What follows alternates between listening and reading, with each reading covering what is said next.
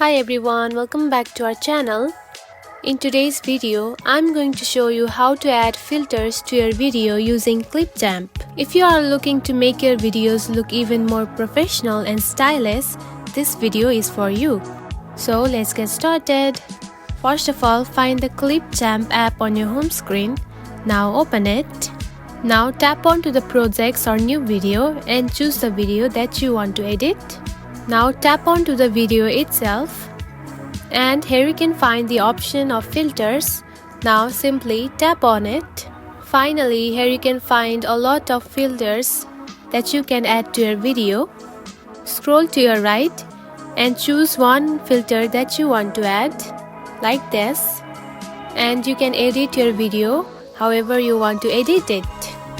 And that's it. You have just learned how to add filters to your video in Clipchamp. If you found this video helpful, don't forget to like and subscribe for more tips. Thanks for watching.